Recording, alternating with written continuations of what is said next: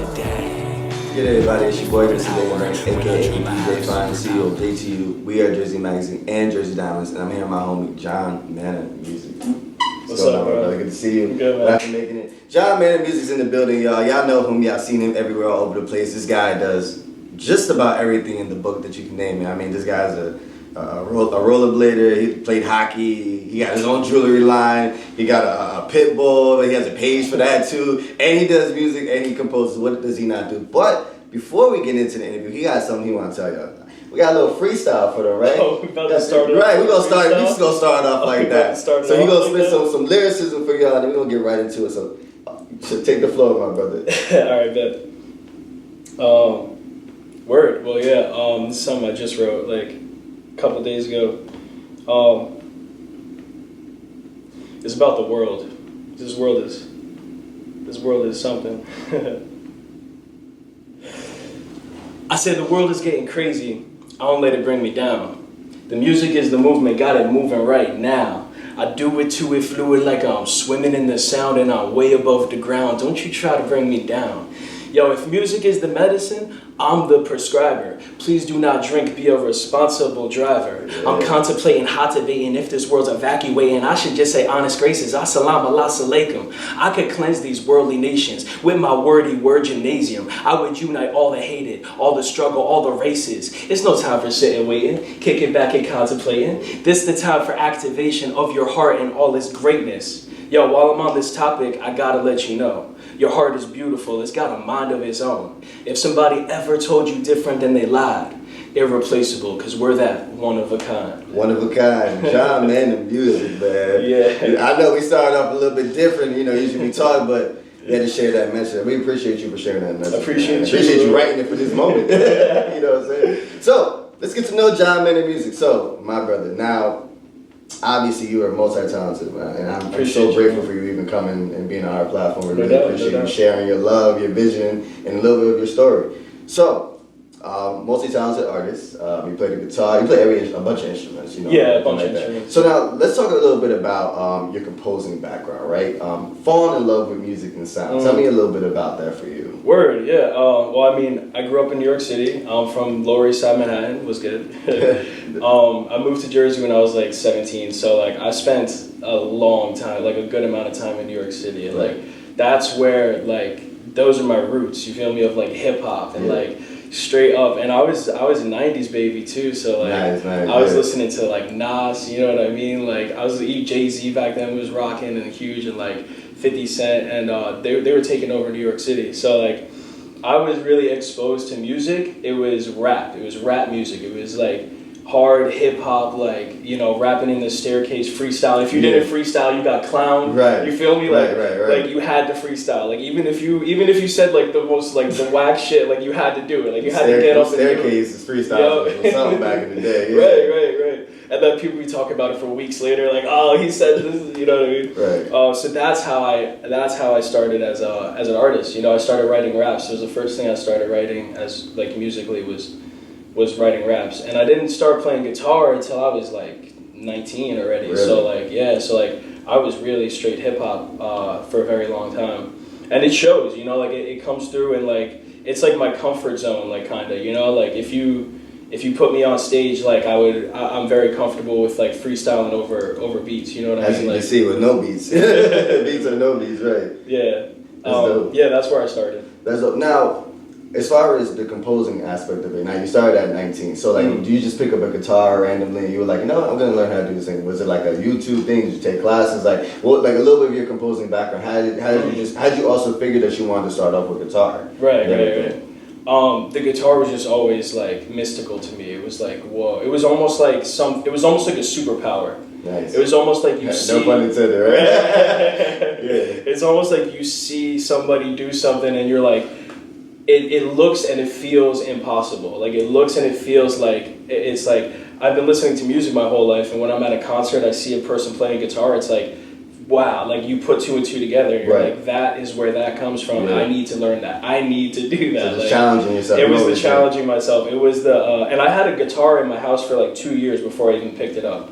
because the beginning learning curve of guitar is tough. You know what I mean? Absolutely. Like you need to be kind of like stupid, like to be like willing yourself to work hard and hard and hard, and like, you know, stupid passionate, like stupid in love with it. Like you have to really like care about it to want to get better. It's the same thing when it comes to music. Like fall in love with music, fall in love with your style. Like really always working on yourself to get better. And speaking of challenging yourself, let's talk about your lyricism in the music. So this guy has been dropping music like the entire COVID season. Like every single time. He got a page also called Tribe Called Love, so make sure you guys go follow that too, because he has all of his music on there also. So let's talk about actually what you did during this season of quarantine and stuff that you dropped. When did you drop music? Every month every month, right? So tell me about what made you do that kind of a style where you were just dropping music every single month? You know, some people take a long time. Like, I'm gonna drop it every 6 months, once a year, twice a year. Tell me about what made you make that kind of a commitment.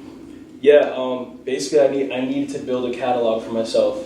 I needed to step up and do it. Like I needed to say, because I can be a perfectionist sometimes and like say that like, oh, this song is not done, it needs to add this and that. But I needed to stop that. I needed to step up and say like, yo, this song is dope. I might think that I could do better, but right now in this moment, this song is dope. I'm gonna release it and come back to it later if I need to. Nice. And that's, you know, once I started doing that and started like caring less, you know, just like doing it for fun and because I seriously enjoy it, like that was when it started to flow easy for me. I started to not really, you know, you create like a schedule for yourself when you stick to it, like you create like little goals, and when you achieve that little goal, the big goal seems closer and it's easier and stuff like that. And that's why I did one song a month, every month, And I actually like how you said that, like the finding the fun back into creating music and everything, because I feel like sometimes we get so big into like the business side of it and delving into the views and who's gonna play it, and then we forget the fun aspect, which actually develops all those other things.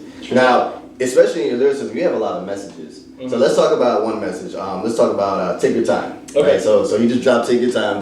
When that dropped? Like July, right? That was in July. So let's talk about that's you dropping music every single month. So it's like every right. So 2020, it was 2020. It was 2020. So let's talk about Take Your Time. Give me a little bit of background story behind that. I know you said that was like a 2-year-old beat. So now you brought that back. So now we're talking about bringing archive music back to the forefront and revamping it. So tell me a little bit about Take Your Time. Yeah, bro. So first it was a song between me and Eternity the rapper.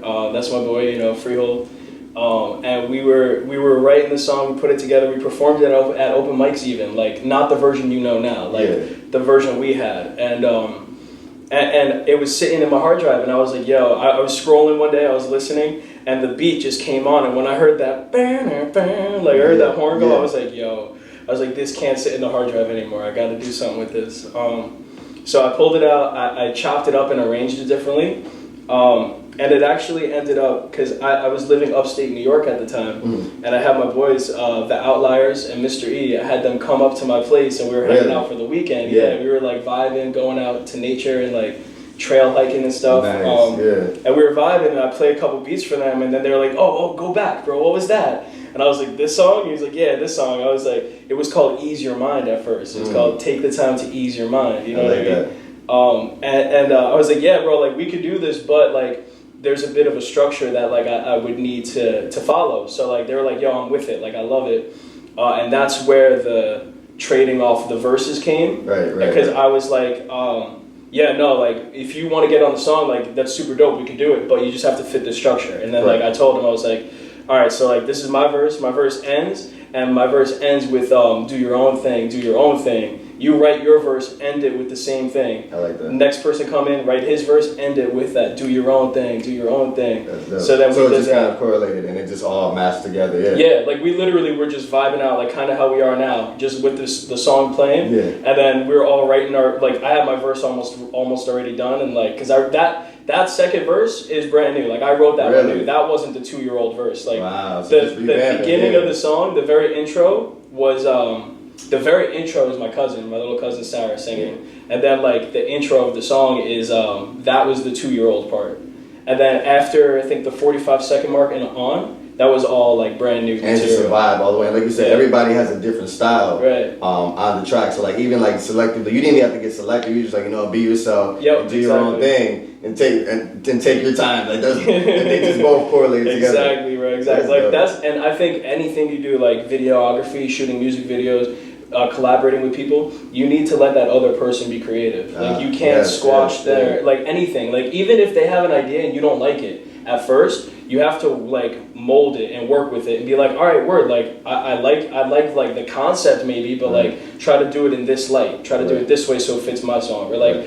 I like your video directing idea, but let's do it like you know. So always finding ways. So when it comes to collaborations, it's always finding ways for them to be themselves, right? And then obviously you be yourself, and then you just kind of find a middle ground in order for it to just develop into this dope project. For sure. That's dope. Yeah. Now, he also got a track called Superpowers. Now, he told me the story about this, and I was like, wow, like, I didn't even envision this when I first heard the song. So tell me about Superpowers. Yeah, Superpowers, that's a special one for me.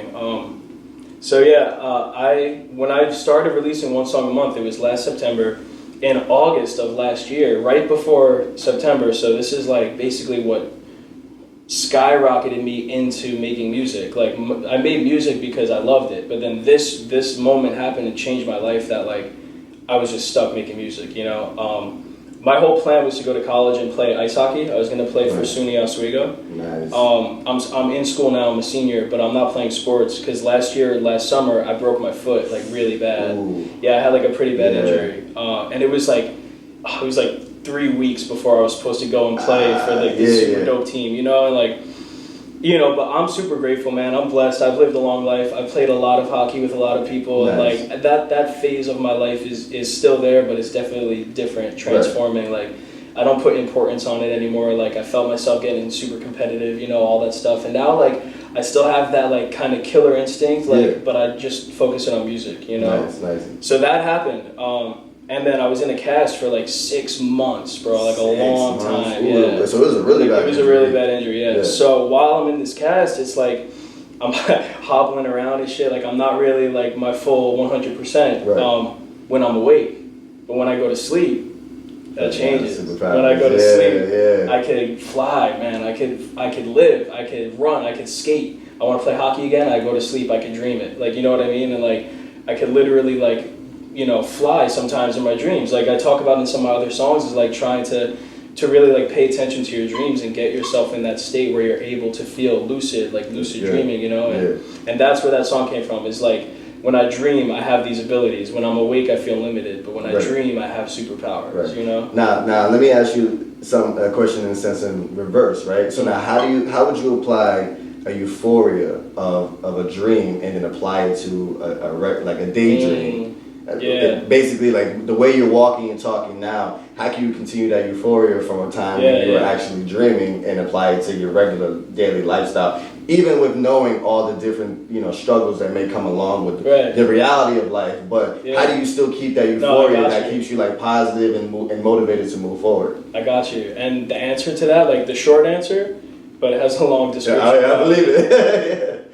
Tone. It's just tone. Right. Like when you hear something that gives you a feeling, you know what I mean? And like find that tone, whatever it may be. Like if it's a guitar string and like if you play super gentle and soft, you can be like, you feel like you're floating, you know what I mean? Yeah. If you play hard and aggressive, you feel like you want to get up and dance and jump around. And like tone is so important, man. And like controlling that tone is how you achieve that nostalgia, in my opinion, in my experience. That's good. I think you said that real well. Cause I'm sitting there like tone, right? So if I say if I talk like this, but that too, right? But if I keep it here, that's it. Like that could lower your heart rate, and that just gives you like a more calm feeling. Like, you know, deeper breaths, you have a calmer voice. You know, you have a calmer tone of voice. Absolutely. Like play a guitar chord. If I play like Jimi Hendrix, you're gonna be like, oh shit. But in the wrong setting, it might not fit, right? Absolutely. If I play like super light and airy, you know, like maybe like some Rex Orange County type stuff, right. Jimi Hendrix crowd, it might not fit. But in that, you know, vibe that you want it to be, that's what you're flowing a different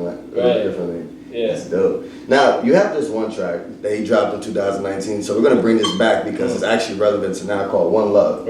Right? So now, you have a lot of messages actually in that song. So tell me a little bit about, first off, how you sampled that, because he has like a whole doctor like speech in there. Yeah, And then he had like his own verse and everything, and the flow that he did this instrumental and stuff. So tell me a little bit about the developing of One Love. Yeah, One Love is very special to me. So One Love, the whole concept behind the song is based on Dr. Masaru Emoto's water test.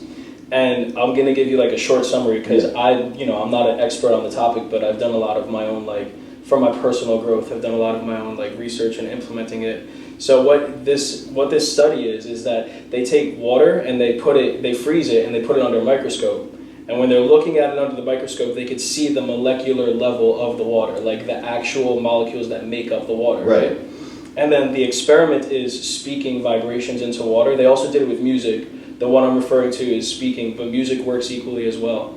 And when you're speaking like vibrations of love or good vibes, like good energy, like you're gonna be great, you're gonna do well, like this water is beautiful. Then they look at it under their microscope, perfect sacred geometry, like a snowflake shape. And what this means, super powerful. And what this means is like now they call it you're structuring your water. So this is structuring water. So when water is structured in that certain type of way with that intention, with that vibration, it allows like the water to flow easily, allows like your body to receive it better. It can like reach to parts of your body that need the water faster, things like that. And then if you think about, and it works the opposite way, like if you speak like harmful thoughts to it, the water comes out looking all dystopian and like pretty gross, you know what I mean? But under the molecular level, like you wouldn't see that with your eyes, like you have to zoom in with a microscope. But yeah, so then this got me to thinking, your body is basically made out of water, you know what I mean? Like our body like is so much, water. It's like 75 to 80% water. It's like what you speak and what you feel and like that tone, right? That tone that you give yourself, that's going to structure your water.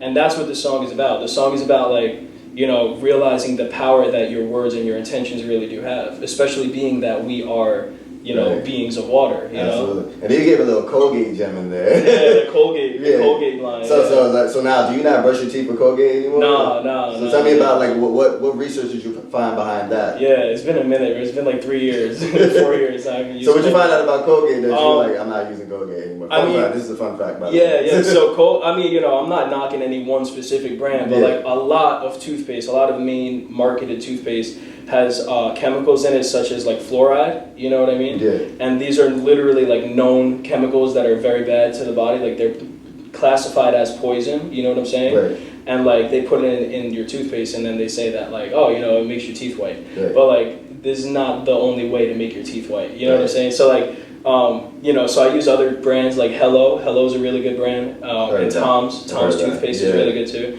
And they just are all natural, like fluoride free, and it's like not without like diving way too deep into that topic because like that's a rabbit hole. But I believe do your research, like look that shit up yourself. I mean, this comes back to the formation of, like you said, the messages that you put in your music, and just saying like, look, I'm gonna give you this quick little gem about just your toothpaste, and you like it might even go right over your head until you like listen, you say, or it might not, because at the end of the day, it's like, listen, like I'm giving you the gems of what I feel at this moment, and the fact that you love to share those messages that humbles me. It's great to know that you have that kind of self-love for yourself, that you're like, I gotta share this with the world. You know what I'm saying? And then your lyricism is all about like love and let's create like this vibe and this atmosphere of like just being able to be ourselves in the culture. Yeah, the culture, love culture. Exactly. That's what it is. And let's actually talk about that. He has a brand that he's coming out with in his sneaker line called Love Culture. Tell me about that, man. Tell me about that. Yeah, man. So I like you were even saying before, like this man does a million things, but like if you really like something, then do it, man. If you think it's gonna make a difference, then do it. Clothing, man. Clothing is super like powerful. I love kicks. I love rocking fly clothes. Like, you know what I mean? Like, shout out to Earth Apparel. They've been hooking me up. Definitely. You know what I mean? Those are my homies, Earth.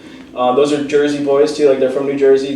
Dudes like 19 years old, 18, 19 years old. They go out and they clean up like the environment. They pick up plastic, they bag it, they bring it. You know what I mean? Like, and they make these clothes. So like, I'm supporting them and shit. And like, but love culture. Love culture basically is the concept that like we are the culture. Like we make the decisions to say, I'm going to listen to what I'm going to listen to, and I'm going to share it with my friends, and that will affect the culture. You know what I mean? So like that's a big part of the reason why I make music. It's a big part of the reason why I've been planning to make these clothes. Like it's going to be like graffiti-based style. Like I want to use organic clothes and like hemp-style clothes and just sharing the message. Like just to share the message. Spread the message. Yeah. Yep. Absolutely. That's fire. Now, with the music that you were dropping every month, as we were speaking about earlier, you were saying that now you're thinking about revamping it. He's going to drop it again in October, actually, this year. So now tell me two things. One, what is the significance of October to you, of why you're dropping it? And secondly, why the revamping process of the music. Because like you say, you're like, if I feel it, I'm just going to drop it. And that's unique in and of itself. So tell me about the vision you have now for dropping this album again in October, and what's it going to be titled? Cool. Yeah, okay, cool. So I was releasing them one song a month for a year, 12 songs. The whole plan the entire time was to come back, remaster it or remix it, and then release it as an album like I'm about to do in October, right? October is super important to me. It's like my mom's birthday's in October. Shout out to mom. Yeah, shout out to mom. You know what I mean? Hi, Mom. Hey, Mom. I'm here. Nah, but you know what I mean? A lot of people I know that have influenced my life, they're, born in October. Awesome. I think that October is a really powerful time. Like, I feel like when I think of September, it's like the start of a new beginning. Absolutely. I feel like October is like solidifying your position in that new intention, in that new beginning. It's like the next, I really think that it's just a powerful time, and it's my favorite season too. Fall season. It's my favorite season, But yeah, so the album is entitled Love, Love, and that means light over valleys everywhere. I love it. Yeah, so this is this is a concept I've had for a long time now, and I'm just really like ready to put my foot down to take it to fruition, Yeah. But right back to the remixing and mastering and putting them out. Absolutely. I also was using this whole year as a growth process for me. You know what I mean? Not just as an artist, not just as like a human too, but like as a producer was like my main aspect is like focusing on the production and like how do I take my skill to that level where I know that I can be, and like I'm gonna continue exceeding that. You know what I mean? Absolutely. So yeah, that's why like from the jump, like the plan was to remix and master and come back and like. But I'm really, I'm happy with it so far. I think that. I got a lot of like the learning curve out of the way with like the September, even like One Love that came out in September. Like it sounds good, right? Sounds great. I open up the project. I appreciate you, but like I open up the project and look at it. It's like, I made a billion mistakes. That perfectionist It's like I should have done that. You know what I mean? So even though it sounds great, like I know I can still do better. And that's just what I'm getting at with remastering it and releasing it. Absolutely. And now my last question for you, because like I said, we don't want to give them too much. No, we good. Now with keeping positive vibes around yourself, and as far as lyricism, now we spoke about when you speak positive vibes to yourself, how it flows. Yeah. So now talk to me a little bit about the culture of your lyricism and how you're applying that to your daily lifestyle, and like kind of some of the things you do to help you like continue to flow with your lyricism and be able to share those positive messages and everything. Like how do you like limit the negativity? Like this is just for all artists. Like how do you limit certain negativity, certain pressures that you can keep a positive lifestyle and that euphoria, that daydream euphoria, and even like the superpowers like during a regular lifestyle? Like tell me about that. That's a great question, bro. So another thing too, like before I even dive into that, but it hits the same topic, is that like I write a lot of these messages for myself to remember.